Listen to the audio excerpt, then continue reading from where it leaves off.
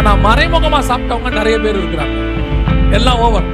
இப்ப கர்த்தர் என்ன பண்றாரு, கானான் தேசத்துல இருக்கும்போது கர்த்தர் அவங்கிட்ட சொல்ற ஒரு வார்த்தை, எல்லாத்தையும் வாங்கித்தானே வந்த, திடீர்னு ஏன் 14ஆம் அதிகாரத்துல உனக்கு ஒரு வெளிப்பாடு, உடன்படிக்கைக்குரிய ஆசீர்வாதத்தை கையில வச்சிருக்கிறேன்னா பூமிக்குரிய எந்த ஆசீர்வாதத்தையும் கையில தொட மாட்டேன். ஏற்கனவே ஒருத்தன் அபாத்திரமா போஜனம் பண்ணிட்டான். ஞான போஜனம் இருந்துச்சு, ஞான பானம் இருந்துச்சு. அங்கே ஞான போஜனங்கிறது அவனுக்கு மண்ணா, ஞான பானங்கிறது கண்மலை தண்ணி. ரெண்டுத்தையும் அபாத்திரமா குடிச்சவன்லாம் வழியில செத்தான். 1 Corinthians 10 இருக்கு. ஞான போஜனங்கிறது மண்ணா, ஞான பானங்கிறது கண்மலை தண்ணி. இயேசு அடிக்கப்பட்டு கண்மலை, அந்த கண்மலை கிறிஸ்துவே. அடிக்கப்பட்ட கண்மலை அடிக்கப்பட்டா தண்ணி வரும், கிறிஸ்து அடிக்கப்பட்டால் உடன்படிக்கை வரும். போஜனத்தையும் பானத்தையும் அபாத்திரமா சாப்பிட்டான். அவன் முறுமுறுப்போட சாப்பிட்டான், கர்த்தரை தூஷித்து சாப்பிட்டான், விக்கிரக ஆராதனையோட சாப்பிட்டான், கொமுட்டி காய் எனக்கு வேணும்னு சொல்லி உலகத்தின் ஆசையோட சாப்பிட்டான். சாப்பிட்டவெல்லாம் செத்தான். அபாத்திரமாய் போஜனமானம் பண்ணினவர்கள். இதை எழுதிட்டு தான் பவுல் 1 Corinthians 11 நமக்கு கையில் எடுத்து கொடுக்கிறார்.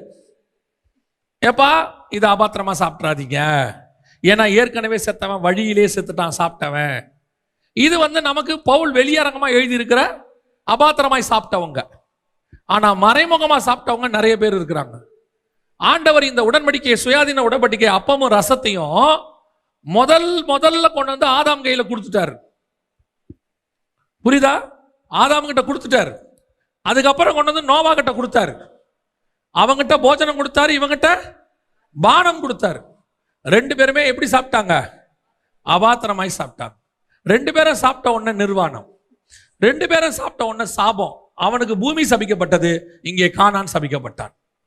2மே நடந்துச்சு, எல்லாம் ஓவர். இப்ப கர்த்தர் என்ன பண்றாரு, இதுக்கப்புறம் அடுத்து ஒருத்தனை கூட்டிட்டு வர்றாரு. அதான் ரொம்ப முக்கியம். அடுத்து ஒருத்தனை கூட்டிட்டு வர்றாரு. 14ஆம் அதிகாரம் ஆதியாகமத்தின் புஸ்தகம் வாசிச்சோம் இல்லையா ஒரு வசனம். இதுக்கப்புறம் யார் கையில கொண்டு வந்து அப்பத்தையும் ரசத்தையும் கொடுக்கிறார் பாருங்க. 14ஆம் அதிகாரம் 18-19. அன்றியும் உன்னதமான தேவனுடைய ஆசாரியனாயிருந்த சாலேமின் ராஜாவாகிய மெல்கிசேதேக்குக்கு அப்பமும் திராட்சரசமும் கொண்டு வந்து அவனை ஆசீர்வதித்து, வானத்தையும் பூமியும் உடையவராகிய உன்னதமான தேவனுடைய ஆசீர்வாதமும் ஆபிராமுக்கு உண்டாவதாக. இப்ப இவங்கிட்ட என்ன கொடுக்கிறாரு?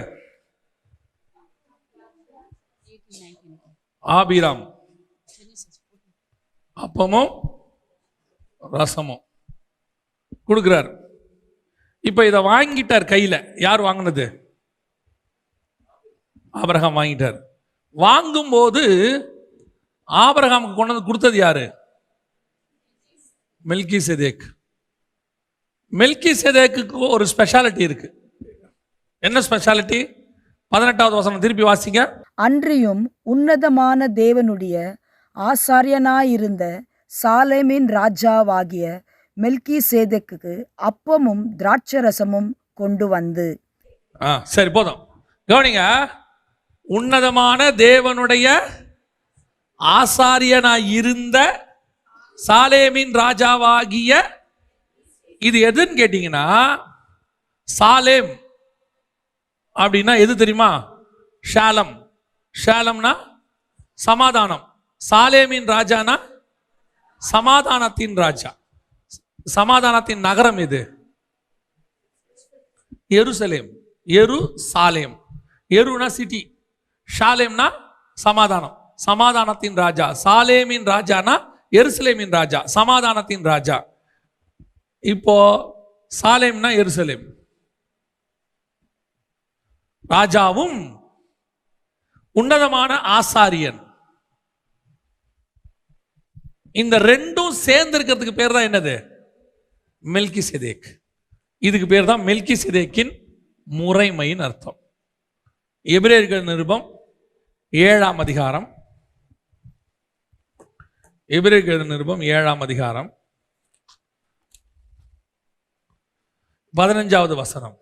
அல்லாமலும் மெல்கிசேதேக்கு ஒப்பாய் வேறொரு ஆசாரியர் எழும்புகிறார் என்று சொல்லி இருப்பதினால் மேற் சொல்லியது மிகவும் பிரசித்தமாய் விளங்குகிறது. அப்போ ராஜாவும் ஆசாரியருமான ஒரு முறைமை இருக்கு. நம்ம எல்லாருக்கும் தெரியும், நியாயப்பிரமாண முறைமை என்பது ஆசாரியன் தனி, ராஜா தனி. ஆசாரிய வேலையை ராஜா பார்க்க கூடாது, ராஜா வேலையை ஆசாரியன் பார்க்க கூடாது. இப்போ ஆபிரகாம் கிட்ட இது கொண்டு வராரு மெல்கிசேதேக்கு. கொண்டு வரும்போது இஸ்ரவேல் ஜனங்க இருக்கிறாங்களா? ஆபிரகாமுக்கு கொண்டு வரும்போது இஸ்ரவேல் ஜனங்கள் பூமியில இருக்காங்களா இல்லையா? யூதர்கள் இருக்கிறாங்களா? அப்ப இவன் யாரு?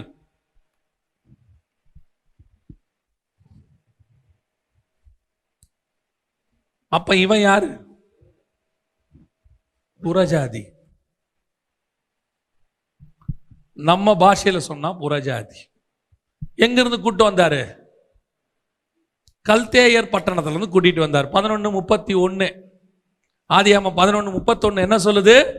தேராகு தன் குமாரனாகிய ஆபிரகாமையும் தன் பேரனுமாய் இருந்த லோத்துவையும் தன் மருமகளாகிய சாராயையும் அழைத்து கொண்டு ஊர் என்கிற கல்தேயருடைய பட்டணத்தை விட்டு புறப்பட்டு கானான் தேசத்துக்கு போக புறப்பட்டான். அப்படிதானே இருக்குது? ஆமா தானே? அப்ப எங்க இருந்து புறப்பட்டான்?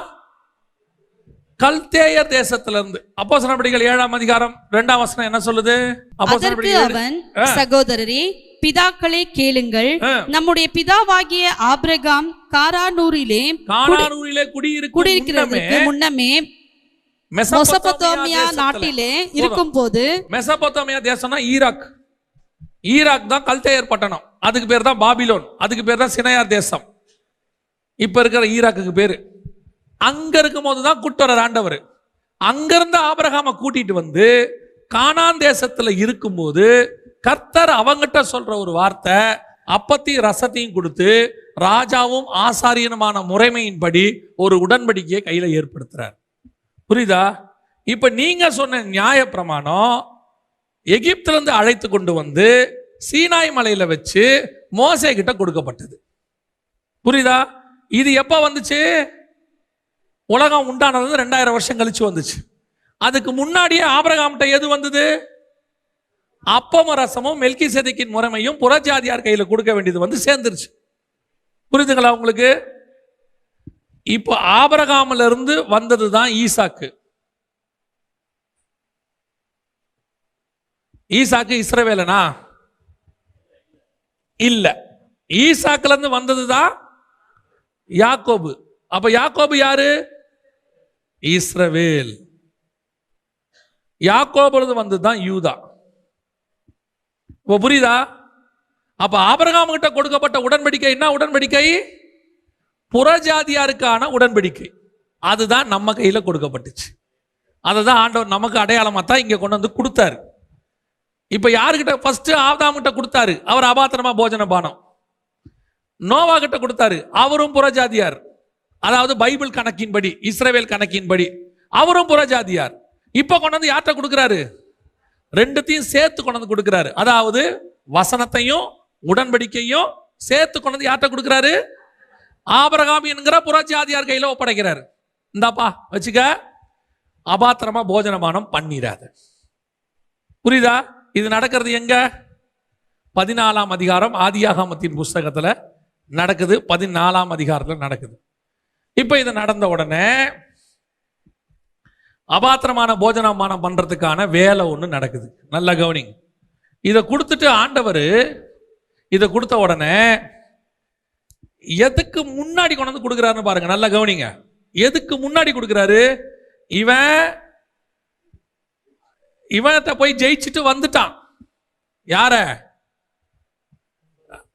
சோதோமுடைய ராஜாவுடைய ஆட்கள் எல்லாம் ஜெயிச்சு கொண்டாந்துட்டான். ஆனா இன்னும் ராஜா வந்து இவனை பார்க்கல. இவன் ஆந்த வேலை இருக்கிறான், ரிட்டர்ன் ஆயிட்டு இருக்கிறான். ராஜாவை பார்க்கறதுக்கு முன்னாடி மெல்கிசேதேக்கு நடுவில் வந்துட்டாரு. மெல்கிசேதேக்கு வந்து சொல்றாரு ஆபிரகாம் கிட்ட, இந்த அப்பமும் ரசமும் இருக்கு, இதை வாங்கு. இப்ப ஆபிரகாம் இதை வாங்கின உடனே சோதோம் ராஜா வந்து சொல்றான், ஏன்பா நீ எல்லாத்தையும் எடுத்துக்கோ, ஆட்களை மட்டும் எனக்கு என்ன செஞ்சிரு, கொடுத்துரு, இது எல்லாத்தையும் நீ எடுத்துக்க.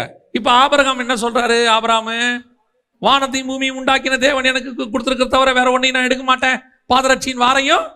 நீ ஏன் சார் இவ்வளவு நல்லவனா மாறின திடீர்னு? நீ தான் பார்வன் எது கொடுத்தாலும் வாங்குவிய. பார்வோன் வேலைக்காரர்களையும் வேலைக்காரிகளையும் ஒட்டகங்களையும் கோவேறு கழுதைகளையும் எல்லாத்தையும் கொடுத்த போது நீ வாங்கிட்டியா இல்லையா? 12ஆம் அதிகாரத்துல வாங்கிட்ட தானே? எல்லாத்தையும் வாங்கித்தானே வந்த. திடீர்னு ஏன் 14ஆம் அதிகாரத்துல உனக்கு ஒரு வெளிப்பாடு? நான் எதையும் பாதரட்சியின் வார கூட என்ன செய்ய மாட்டேன், தொட மாட்டேன். ஏன் வந்துச்சு? உடன்படிக்கை கையில வந்த உடனே இப்ப இவனுக்கு ஸ்பிரிச்சுவல் தாட் வெளிப்படுது. பூமிக்குரிய எதுவும் ஆசீர்வாதம் இல்லை, எனக்கு வானத்திலிருந்து ஒரு உடன்படிக்கை வந்துருச்சு. இந்த உடன்படிக்கைக்குரிய ஆசீர்வாதத்தை கையில வச்சிருக்கிறேன்னா பூமிக்குரிய எந்த ஆசீர்வாதத்தையும் கையில தொட மாட்டேன். ஏன்? என்ன வானத்திலிருந்து ஆசீர்வாதம் என் தலைமையில வந்துருச்சு. இனி பூமியில இருக்கிறவன் ஆசீர்வதிக்கிற அளவுக்கு நான் கீழானவன் அல்ல, நான் வானத்துக்குரிய ஆசீர்வாதத்துக்குரியவன். அல்லேலூயா. இப்ப ஆண்டவர் 15ஆம் அதிகாரத்துல ஆபிரகாம்கிட்ட வந்து பேசுறாரு பாருங்க. ஒவ்வொன்றுத்துக்கு பின்னாடி ஒரு பயங்கரமான ஹெவன்லி பிளான் இருக்கு. இப்போ 15ஆம் அதிகாரம் 5ஆம் வசனத்துல வந்து ஆபிரகாம் அவனை வெளியே அழைத்து நீ வானத்தை அண்ணாந்து பார், நட்சத்திரங்களை எண்ண உன்னால் கூடுமானால் அவைகளை எண்ணு என்று சொல்லி பின்பு அவனை நோக்கி உன் சந்ததி இவ்வண்ணமாய் இருக்கும் என்றார். இப்போ ஆபிரகாம்கிட்ட இதை கொடுத்துட்டு, இப்படிதான் பார்க்கணும், இதை கொடுத்துட்டு அவன் அடுத்து சொல்றாரு, உன் சந்ததி, இதை வாங்குற உடன்படிக்கையின் சந்ததி வானத்து நட்சத்திரம் போல இருக்கும். புரியுதா? ஆனா இந்த சந்ததி என்ன சந்ததி தெரியுமா? விசுவாச சந்ததி, மாம்ச சந்ததி கிடையாது. எப்படி சொல்றீங்க அப்படின்னு கேட்டா, கர்த்தர் அந்த அண்ணாந்து பார், உன் சந்ததி வானத்து நட்சத்திரத்தை போல இருக்கும் என்று சொல்லி அவனை ஆசீர்வதித்தார். அடுத்த வசனம், அவன் கர்த்தரை விசுவாசித்தான். இதுல விசுவாசிக்க என்ன இருக்கு? இதுல விசுவாசிக்கிறதுக்கு என்ன இருக்கு? உங்களை கூப்பிட்டு வெளியே பார்த்து நட்சத்திரத்தை பாருங்கிறாரு, பாக்குறீங்க. நட்சத்திரத்தை எண்ணுங்கிறாரு, நீங்க என்னை பார்ப்பீங்க, என்ன முடியல. இந்த மாதிரி இருக்குன்னு சொன்னா ஒரு தேவனோடு கூட பழகிற ஒருத்தனுக்கு இது நார்மலான விஷயம் தானே. அவன் விசுவாசித்தானுங்கிறதுக்கு பின்னாடி ஆபிரகாம் ஒரு ஃபார்முலாவை எழுதுறான். ஆபிரகாம் தான் ஃபார்முலா எழுதுறான். நல்லா கவனிங்க. இப்போ ஆண்டவர் அவனை வெளியே அழைத்துன்னு இருக்குல்ல, வெளியே அழைத்து அப்படிங்கிறதுக்கான காரணம் என்ன? 10வது வசனம் வாசிங்க. அவன் அவைகள் எல்லாவற்றையும் அவரிடத்தில் கொண்டு வந்து அவைகளை நடுவாக துண்டித்து துண்டங்களை ஒன்றுக்கொன்று எதிராக வைத்தான். பட்சிகளை அவன் துண்டிக்கவில்லை. பறவைகள் அந்த உடல்களின் மேல் இறங்கின. அவைகளை ஆபிராம் துரத்தினான். சூரியன் அஸ்தமிக்கும் போது, இதுக்கு முன்னாடி நடந்ததெல்லாம் இப்பதான் சூரியனே என்ன ஆகுது? அஸ்தமிக்குது. ஈவினிங் சன்செட்டே வருது. அப்ப இதுக்கு முன்னாடி நடந்ததெல்லாம் எப்போ? பட்ட பகல்ல. வெளியே அழைத்து வானத்தை அண்ணாந்து பாருன்னு சொன்னா நட்சத்திரம் தெரியுமா தெரியாதா? தெரியாது. இப்போ விசுவாச ஃபார்முலாவை சொல்லுங்க. விசுவாசம் எனப்படுவது யாதெனில் நம்பப்படுகிற உறுதியும். எனக்கு நட்சத்திரம் இருக்குன்னு நம்பிக்கை இருக்குது, ஆனா என் கண்ணு பார்க்கல. காணப்படாதல் மேல் நிச்சயம், நம்பப்படுதல் மேல் உறுதி. இந்த ஃபார்முலாவே ஆபிரகாம் தான் எழுதுறாங்க. விசுவாச ஃபார்முலா நமக்கு எபிரேயர் 11 வருது இல்லைங்களா? விசுவாச ஃபார்முலா. அந்த விசுவாச ஃபார்முலாவையே ஆபிரகாம் தான் எழுதுறாரு. முதல்ல ஆபிரகாம் கூடாரத்தை விட்டு வெளியே வா, வந்துட்டு ஆண்டவரே வானத்தை பார், பார்த்துட்டு ஆண்டவரே நட்சத்திரம் தெரியுதா? பட்ட பகல்ரா, நீங்க பேசுங்க மேல. இது மாதிரி என்ன முடியுமா? முடியாது. உன் சந்ததி இப்படி இருக்கும். சோத்திர ஆண்டவர், நான் அப்படியே நம்புறேன். கூட இருக்கிறவன் எவனாவது இருந்தான்னு வச்சுங்க, ஏல உனக்கு வானம் தெரியுது, நட்சத்திரம் தெரியுது, என்னடா இப்படி பேசுற, நீ ஒரு அளவு இல்லையாடா? டேய் எனக்கு தெரியும்டா, என் கண்ணு நட்சத்திரத்தை பார்க்கல, ஆனா அங்க ஒரு நட்சத்திரம் இருக்கு. அதுக்கு ஒரு நாள் வரும், இரவுன்னு ஒண்ணு வரும், வந்தா அவர் சொன்ன வார்த்தை நிறைவேறத உன் கண்கள் காணும். நீ நட்சத்திரத்தை பார்த்து நம்புறவன், நான் பார்க்காம நம்புறவன். அதுக்கு பேர் தான் விசுவாசம். அல்லேலூயா. அதான் விசுவாச பிரமாணம். இப்போ உன் சந்ததி எப்படி இருக்கும் தெரியுமா? இந்த விசுவாச சந்ததியாக இருக்கும். இப்போ யூதனுக்கும் நமக்கு என்ன வித்தியாசம்? இயேசு என்ன சொன்னாரு தோமா கிட்ட? நீ கண்டு விசுவாசிக்கிற, காணாமல் விசுவாசிக்கிறவன் பாக்கியவான். அந்த சந்ததியை தான் ஆபிரகாம் கிட்ட பேசுறாரு. எந்த சந்ததி? விசுவாச சந்ததி. என்னை பார்க்காமயே ஒருத்தன் நம்புவான். அந்த சந்ததியை உனக்குள்ள இருந்து நான் கொண்டு வருவேன். அந்த சந்ததிக்குரிய பிரமாணத்தை தான் உன் கையில கொடுத்துருக்கிறேன். இப்ப புரியுதா? இப்ப அப்பமும் ரசமும் எப்ப வந்தது? நியாய பிரமாணத்துக்கு முன்னாடி வந்துருச்சு. நீங்களும் நான் தான் ஃபர்ஸ்ட். ஆண்டவர் அப்பயே கையில கொடுத்துட்டாரு. இப்ப என்ன சொல்லிட்டாரு? அப்பமும் ரசமும் கொடுத்துட்டு இது நீ கரெக்டா பானம் பண்ணினா உனக்கு ஆசீர்வாதம் எப்படி இருக்கும்? வானத்து நட்சத்திரத்தை போல இருக்கும், உன் சந்ததி இருக்கும். இப்ப என்ன ஆண்டவரை பண்ணுவீங்க? அப்பமும் ரசமும் உன் கையில கொடுக்குறேன். இப்ப ஆபிரகாம் எதை தியானிக்கணும்? எதை தியானிக்கணும்? அப்பத்தையும் ரசத்தையும் கையில வச்சிருக்கிறார். நான் இனிமேல் சோதம்ல வாங்க மாட்டேன். கரெக்ட். இப்ப அடுத்த சோதனை ஒண்ணு வருது. யோ, உன் கையில இயேசுவின் மாம்சம் இருக்குது, ரைட்? உன் கையில இயேசுவின் ரத்தம் இருக்கு. வரப்போற இயேசு, வரப்போற இயேசுவின் ரத்தமோ மாம்சமோ முன்னடையாளமா இருக்கு. இத கையில வச்சுக்கிட்டு ஆபிரகாம் சொல்றாரு, சோதோம் ராஜா, நான் பாதரட்சியின் வாரம் என்ன செய்ய மாட்டேன், தொட மாட்டேன். தொட மாட்டியா? Fine, best. நீ வேற எது பாதரட்ச கூட தொட மாட்டேன். ஏன்? என் கையில அப்பமும் ரசமும் இருக்கு, நான் இது அபாத்திரமா போஜனமான பண்ண முடியாது. Very good. பார்த்தான் பிசாசு. அப்படியா? ஓ, நீ இப்ப கையில இந்த மாம்சம் வச்சிருக்கிற, அப்ப நீ எதை தொட மாட்ட? சோதம் பூமிக்குரியதை எதையும் என்ன பண்ண மாட்ட? தொட மாட்ட. கூப்பிட்டான் சாரால, வாங்க 16ஆம் அதிகாரம் அடுத்து வாங்க. இப்ப நீங்க என்ன பண்ணுங்க, சார் கையில இயேசுவின் மாம்சத்தை வச்சிருக்கிறாரு. இவரு சோதோமுடைய ஆசீர்வாதத்தை தொட மாட்டாரு, பார்வோனுடைய ஆசீர்வாதத்தை கொடுங்க. நீ சோதோமின் ஆசீர்வாதத்தை தொட மாட்டல்ல, நான் இப்ப உனக்கு என்ன ஆசீர்வாதம் கொடுக்க போறேன் தெரியுமா? பார்வோனின் ஆசீர்வாதத்தை கொடுக்க போறேன். 16ஆம் அதிகாரத்துல கொண்டு வந்து ஆகாரம் நிறுத்துறான்.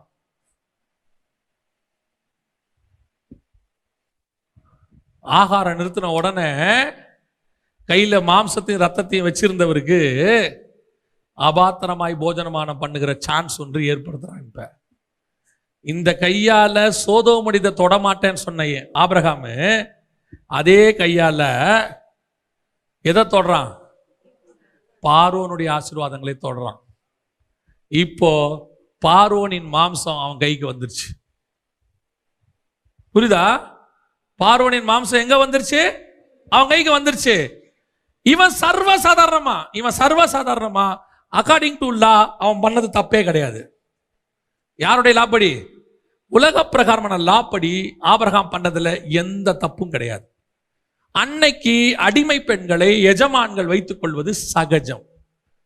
இப்ப கொண்டாந்து இவன் கொடுத்தான் தானே,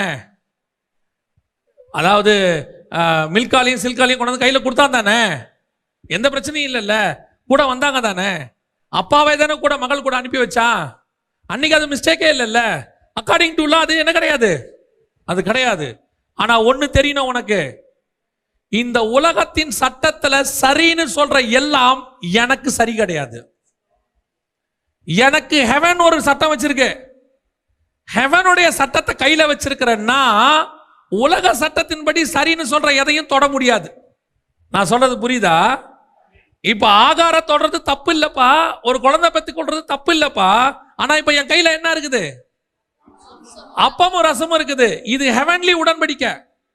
ஹெவன்லி உடன்படிக்கை கையில வச்சிருக்கிறேன்னா உலக பிரகாரமாக சரியா இருக்கிற சட்டத்தை கூட ஃபாலோ பண்ண முடியாது. எனக்கு ஹெவன் என்ன சொல்லுதோ அதை மட்டும் தான் ஃபாலோ பண்ண முடியும். இப்ப இவர் சர்வசாதாரணமா ஆகாரிட்ட போயிட்டு என்ன பண்ணிட்டாரு? குழந்தை பிறந்துருச்சு, பிரச்சனை ஓவர். இவருக்கும் குழந்தை பிறந்துருச்சு. இவன் எப்ப ஆகாரம் தொட்டானோ அன்னையில இருந்து 13 வருஷம் கத்தர் அவங்கிட்ட பேசல. ஏன்? உடன்படிக்கையை ஸ்டாப் பண்ணிட்டார் ஆண்டவர்.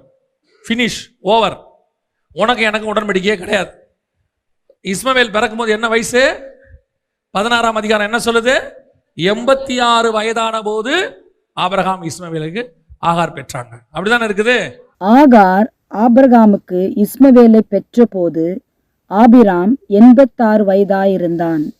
இப்போ 17ஆம் அதிகாரம் 1ஆம் வசனம். ஆபிராம் 99 வயதான போது 99 வயதான போது கர்த்தர் ஆபிராமுக்கு தரிசனமாகி, அப்போ 13 வருஷம் கர்த்தர் என்ன பண்ணல? ஆபிரகாம்கிட்ட பேசவே இல்லை. இப்போ இந்த உடன்படிக்கை அபாத்திரமாய் போஜனமானம் பண்ணின உடன்படிக்கையாய் மாறிடுச்சு. இதோட உடன்படிக்கை ஸ்டாப் பண்ணிட்டார் ஆண்டவர், நிறுத்திட்டார். தொடாத, இந்த உடன்படிக்கை இனி உனக்கு கிடையாது. அங்க எப்படி மோசம் போக்கி சாப்பிட வச்சான் ஆதாம? பார்வைக்கு இன்பமும் புசிப்புக்கு ஏற்றது சாப்பிடுன்னா. இங்க நோவாவை திராட்சை ரசத்தை குடிக்க வச்சான். இங்க ஆகார சாப்பிட வச்சான். அங்க நன்மை தீமை அறியத்தக்க கனி எதுக்கு பக்கத்துல இருந்துச்சு? ஜீவ விருட்சத்துக்கு பக்கத்திலே இருந்துச்சு. ஏன்னா இதுவும் நடுவில் இருந்தது, அதுவும் நடுவில் இருந்தது. இப்ப சாராளுக்கு பக்கத்திலேயே யார் இருக்கிறா? ஆகார் இருக்கிறா. ரெண்டும் பக்கத்துல பக்கத்துல தான் இருந்துச்சு. இப்ப சாராள் தான் சொல்றாங்க. அங்க யார் சொன்னது? ஆதாமுக்கு. இங்க யார் சொன்னது? ஆபிரகாமுக்கு. சாராள் தான் சொல்றாங்க ஆகாரோடு கூட சேரும். இந்த பழத்தை ஏவாள் சொல்றாங்க தான் புசித்து தன் புருஷனுக்கும் கொடுத்தாள். இங்க ஆகாரம் எடுத்து கொடுத்தது யாரு?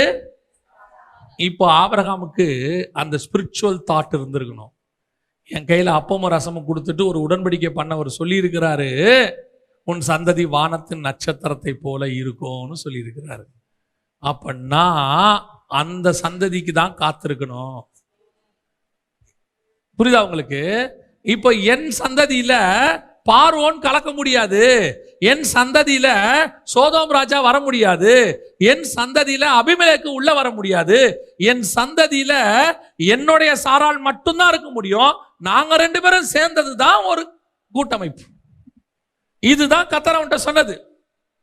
இன்னைக்கு பல நேரத்துல நீங்களும் நானும் என்ன அபாத்திரமா போஜனமானம் பண்றோம். சர்ச்சில் கம்யூனியன் கேட்கும்போது நான் எப்பவும் சொல்றேன், பாஸ்டர்ஸ் கம்யூனியன் கொடுக்கும்போது விசுவாசியை என்ன கேட்குறீங்க? கம்யூனியன் கொடுக்கும்போது அபாத்திரமாய் போஜனமானம் பண்ணுகிறவர்கள் கர்த்தருடைய சரீரத்தை இன்னதென்று நிதானத்தை அறியாததுனாலே அப்படிங்கிறீங்க. சரி, என்னன்னா எப்படி இருக்கணும் அவன் கம்யூனியன் எடுக்கிறதுக்கு? நீங்க அவனுக்கு வச்சிருக்கிற கிரைட்டீரியா என்ன? சிகரெட் பிடிக்கக்கூடாது, குடிக்கக்கூடாது, அதானே, ரெண்டு மனைவியோடு கூட இருக்கக்கூடாது, இதெல்லாம் சொல்றீங்களே. இதெல்லாம் தான் விட்டுத்தானே அவன் இங்கேயே வந்தான். சர்ச்சுக்குள்ள வரும்போதான் 10 வருஷத்துக்கு முன்னாடி அவன் விட்டுட்டானே. இப்ப நீங்க அவனுக்கு என்ன எக்ஸாம் வச்சுன்னு இருக்கிறீங்க? அவன் வந்து உட்கார்ந்து இருக்கிறவன் 10th +2. அவங்ககிட்ட நீங்க என்ன கேட்டுட்டு இருக்கிறீங்க?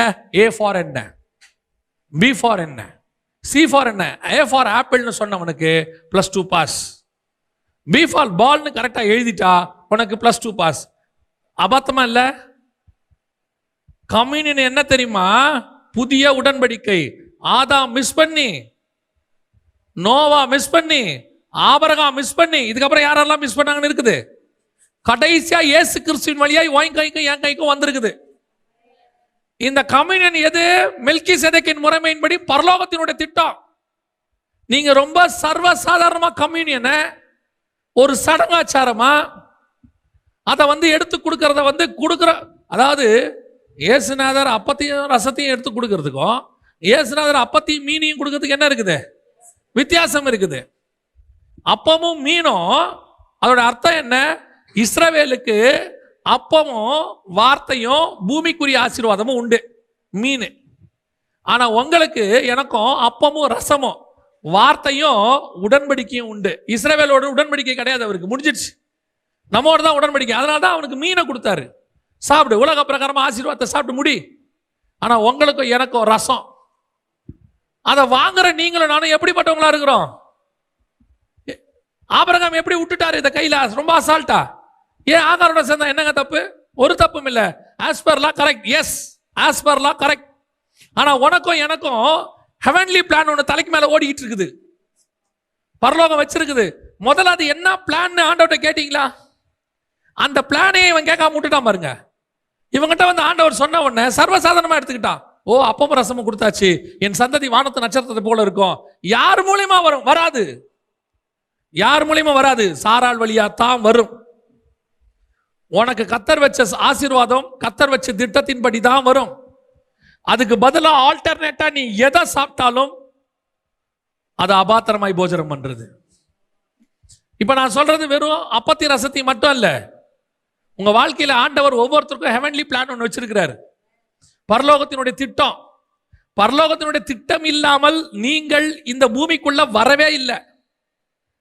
பூமிக்குள்ள நீங்க வந்து நீங்க எப்படி பாக்குறீங்க? நேத்து கூட உங்களுக்கு சொன்னேன், பலிபீடத்துக்கிட்ட இருந்து இயேசுவை பாக்குறீங்க. இயேசு உங்களை எப்படி பார்க்கறாரு? மகா பரிசுத்த பலிபீடத்துக்கிட்ட பார்க்கறாரு. Opposite direction. நீங்க என்ன பார்க்கறீங்க? நான் ஒரு தாய் தகப்பனுக்கு பிறந்தேன், ரட்சிக்கப்படாத அல்லது ரட்சிக்கப்பட்ட தாய் தகப்பனுக்கு பிறந்தேன், இத்தனை வயசுல ரட்சிக்கப்பட்டேன், அதற்கு பிறகு ஊழியத்துக்கு ஒப்பு கொடுத்தேன், அதுக்கு பிறகு ஆண்டவருக்குள்ள நான் வந்தேன், அப்புறம் ஊழியத்துல ஸ்திரமா நின்னேன், கர்த்தர் என்னை பயன்படுத்தினார். இது நீங்க சொல்றது. ஆண்டவர் எப்படி சொல்றாரு? நான் ஒரு ஊழியக்காரனை உருவாக்க போறேன், அதுக்கு பூமியில 2 தாய் தகப்பனை ரெடி பண்ணியிருக்கிறேன். அவன் இத்தனை காலம் வரைக்கும் அந்த தாய் தகப்பன் உலகத்துக்குள்ள இருப்பான், வனாந்தரத்துல யோவான் ஸ்நானகன் இருக்கிற மாதிரி உலகத்துல இருப்பான். இத்தனை வயசுல அவன் ரட்சிக்கப்பட்டு இத்தனை வயசுல ஊழியத்துக்கு இத்தனை வயசுல எல்லாத்தையும் செஞ்சு முடிச்சு எங்கிட்ட சேருவான். இதுதான் காடோடைய பிளான். நீங்க பார்க்குற டைரக்ஷன் வேற, அவர் பார்க்குற டைரக்ஷன் வேற. நீங்க இந்த டைரக்ஷன்ல பார்க்கறதுனால, ஆப்போசிட் டைரக்ஷன்ல பார்க்கறதுனால கடைசி வரைக்கும் உங்களுக்கு தேவனுடைய பிளான் என்னன்னே தெரியல, கர்த்தருடைய மேப் என்னன்னு தெரியல, உங்க மேல கர்த்தர் என்ன வச்சிருக்கிறாருன்னு தெரியல. அதனால தான் நீங்க ஊழியத்திலயா இருக்கட்டும், ஆவிக்குரிய வாழ்க்கையில இருக்கட்டும், பின்மாற்றம் அடைறீங்க, ஃபெயிலியர் ஆகுறீங்க. உங்களை பொறுத்த வரைக்கும் 10ஓட 11 நானும் ஊழியத்தை ஓடி முடிச்சு செஞ்சு இல்ல. இங்க யாருமே 10ஓட 11 கிடையாது. Each and everybody have the unique plan from the heaven. உங்க ஒவ்வொருத்தருக்கும் ஒரு கைரேகை இருக்குதா? இந்த கைரேகை வேற யாருக்காவது இருக்குதா உலகத்துல? அதே மாதிரி தான் உங்களுக்கு பரலோகம் வச்சிருக்கிற பிளானும் உலகத்துல வேற யாருக்குமே கிடையாது. அப்படி பிளான் என்னன்னு உங்களுக்கு தெரியுமா? முதல்ல உங்க கைரேகை என்னன்னு உங்களுக்கு தெரியுது. இப்படி வச்சு பார்த்தோன்னா தெரியுது தானே, நம்முடைய காலங்கள் அவருடைய கரத்துக்குள் வரையப்பட்டிருக்கிறது. அப்போ உங்க காலம் என்னன்னு உங்களுக்கு தெரியுமா? எனக்கு என்ன வச்சிருக்கிறாரு? இது தெரியாதனால தான் இவன் விட்டுட்டான். யோசிச்சு பாருங்க, ஆதாமுக்கு மட்டும் இந்த பிளான் தெரிஞ்சிருந்தா அவன் கடைசி வரைக்கும் என்ன பண்ணிருக்க மாட்டான்?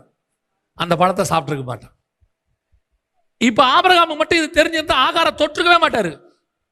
ஏன் தொற்றுக்க மாட்டாரு? ஆகார தொட்ட உடனே இந்த அப்பத்தை ரசத்தை தூக்கி ஆண்டவர் ஓரமா வச்சுட்டாரு. இதை விட்டுரு, இனிமேட்டு உனக்கு இது இல்லை. இப்ப என்ன பண்ண போறோம்? இனி நீ ஆபிரகாம், இனி என்னவா மாற போற? ஆபிரகாமா மாறுற. ஆபிரகாமுக்கும் ஆபிரகாமுக்கும் என்ன வித்தியாசம்? உலகத்தையும் தகப்பன்லாம் இல்லை. ஆபிரகாமுக்கும் ஆபிரகாமுக்கும் என்ன வித்தியாசம்? ஆபிரகாம் ஆபிரகாம் அப்படின்னா மேலான தகப்பன், ஒன்லி காட். ஒரே கடவுள் தான் மேலான தகப்பன், கர்த்தர் ஒருவரே. அவருக்கான அடையாளம் தான் இந்த உடன்படிக்கை. மேலான தகப்பன்.